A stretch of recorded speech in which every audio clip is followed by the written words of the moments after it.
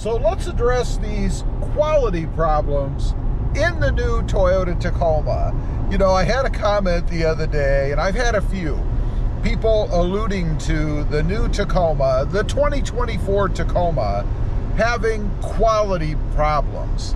And I'm like, what? And they go as far as to stretch their theory or statements over to the new Tundra. You know, the new Tundra is having a few issues right now. Latest is the engine. And apparently from when the engines were manufactured or built on some of them, they could have had some stuff inside that wasn't supposed to be there. But anyway, some folks are trying to kind of push the new Tacoma over to the new Tundra. And frankly, I think it's just not fair. Primarily because the new Tacoma and the new Tundra, at least to the best of my knowledge, do not share the same engine. The new Tacoma has a 4-cylinder and the new Tundra has a 6-cylinder. I kind of wish they did, not from a quality standpoint. Obviously, once Toyota gets that all worked out, it should be fine. And it would be nice to have a 6-cylinder twin turbo in the Tacoma, but I digress. That's a whole nother video. So what are people talking about? Quality problems with the new Tacoma. I have no idea. I think they're paranoid almost because they think that since it's a new truck, it must have quality problems. Toyota can't know what they're doing, even though they are a good quality company that has been building quality trucks in the form of the Tacoma for years. It's like people think they just threw that out the window and started from the Stone Ages. I don't believe that to be true. Time will tell. We don't know. Making assumptions based on fear-mongering is absurd in my opinion. Now, let's talk about the new Tacoma because obviously I'm riding in one. Mine is a 2024 TRD Sport. What quality problems have I seen so far? Honestly, there might be 1.5, and I'll tell you why I say a half in a minute. The first bona fide quality problem that I can think of is the glove box.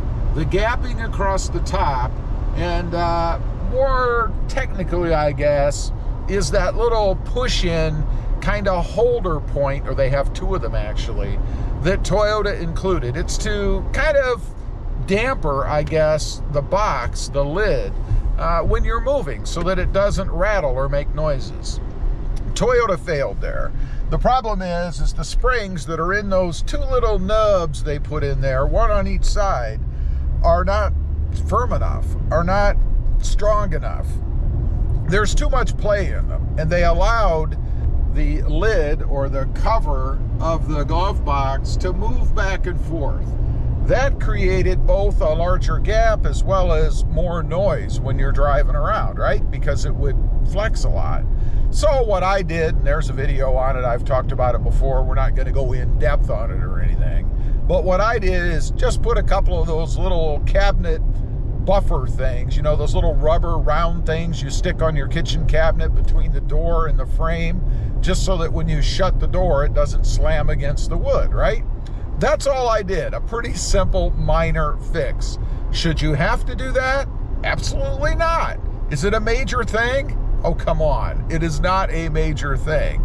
I believe that once Toyota got wind of it, which I'm sure they have, they'll remedy it by putting in something that's a little bit firmer or even longer in the form of those nubs on each side of the glove box. Not a big deal. Now, I mentioned it was 1.5 problems relating to quality when it comes to the new Tacoma. The half, and I say half because I think I may have caused this myself. I took the taillight off the back driver's side so that I could do a mod.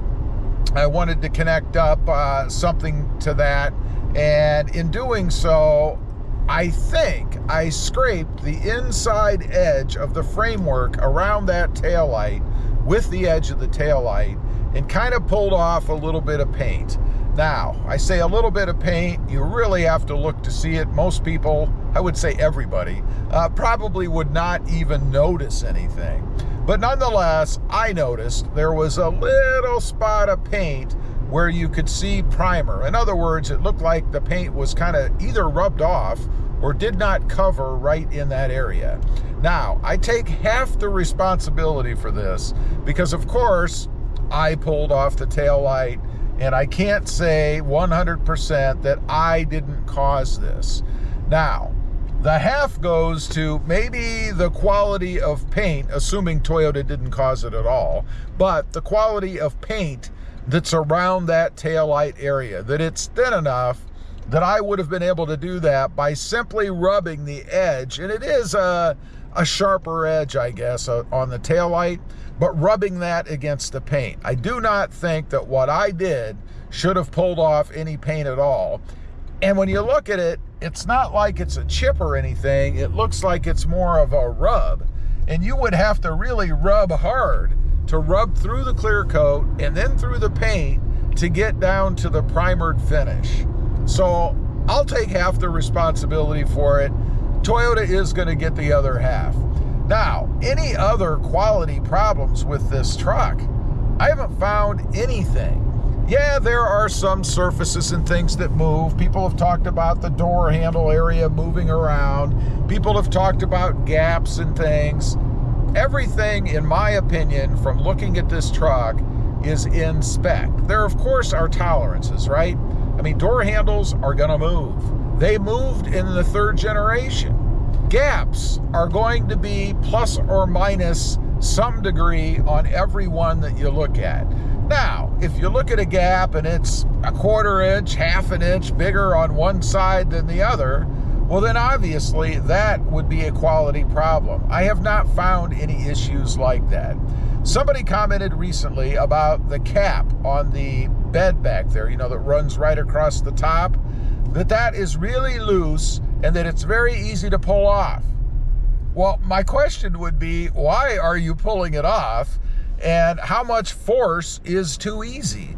I mean, if I grab it with my hand and I pull it, as I did when I was running some wiring, the same that went back to the taillight for the sport bar, I ran it underneath there, I can pull it off. But honestly, it took a decent amount of force. So you can't really say that's a quality problem. I mean, if you grab onto it and give it all you got and pull it off, it's kind of your problem, isn't it? I mean, you're not supposed to be grabbing onto parts and pulling them off. Now, if you're driving down the road and the wind blows the cap off, that is a quality problem. But that's not what this person described. Do I think it's a problem? No, I do not. Anyway, that's it. From a quality standpoint so far in this truck, it's been spot on, except for that little glove box glitch, I'll call it.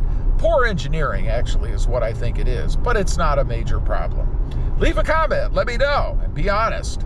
If you've got the new Toyota Tacoma, and I don't mean listening to the talking heads out there, if you actually have one, have you come across a bona fide quality problem? I'd be curious to know. Thanks for watching. Stay safe out there. Bye.